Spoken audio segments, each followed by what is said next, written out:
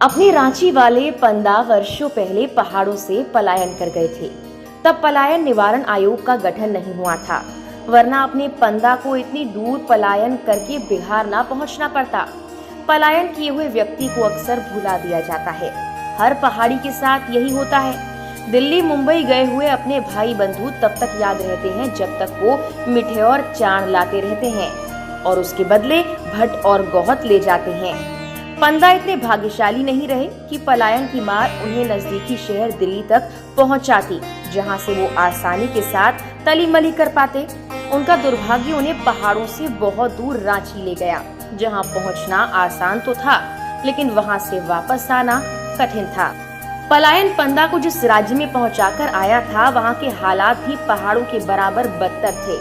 लेकिन एक पक्का पहाड़ी होने के नाते पंदा ने हिम्मत न हारी और अपनी मेहनत के पसीने से अपने भविष्य की बगिया को सींचने में लग गए। उनके संघर्ष के दौरान उन्हें कभी चाण और मीठे पहाड़ ले जाने और वहां से गौहत और भट्ट लाने की फुर्सत न मिली, लिहाजा पहाड़ उन्हें भूल गया। पहाड़ और पंदा के बीच दूरियां इस कदर बढ़ गई कि पंदा झारखंड के पहाड़ों में पहाड़ देखने लगे और पहाड़ बिहार से आए मजदूरों में ही पंदा को देखने लगे। व्यस्तताएं इस कदर बढ़ गई कि पंदा के कितने बच्चे हैं या वो बच्चे क्या कर रहे हैं, ये जानने की फुर्सत ना पहाड़ के पास थी और ना ये पहाड़ को बताने की फुर्सत पंदा के पास थी। पंदा अगर एनएसए, सीडीएस या किसी राज्य के मुख्यमंत्री होते तो उनके भी यशोगान गाए जाते और उनका कनेक्शन भी पहाड़ से बताया जाता। लेकिन पंदा ठहरा चतुर्थ श्रेणी का कर्मचारी। अब ये बताइए कि चतुर्थ श्रेणी के कर्मचारी को कोई अपना बताए भी तो कैसे? सलाम उगते सूरज को किया जाता है, लिहाजा पंदा के सूरज को डूबता हुआ मानकर उन्हें भुला दिया गया।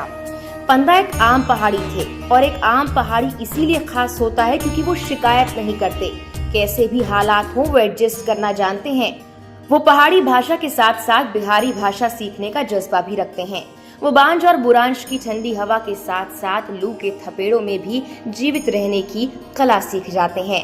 उन्हें मडुआ और जुअर ना मिले तो वो ज्वार और बाजरे से भी गुजारा कर लेते हैं। वो अल्मोड़ा के चितई गोयल जीव मंदिर ना पहुंच पाने की स्थिति में रांची के देवड़ी माँ के मंदिर पहुंचकर भी अपने इष्ट देवों का आशीर्वाद प्राप्त कर लेते हैं।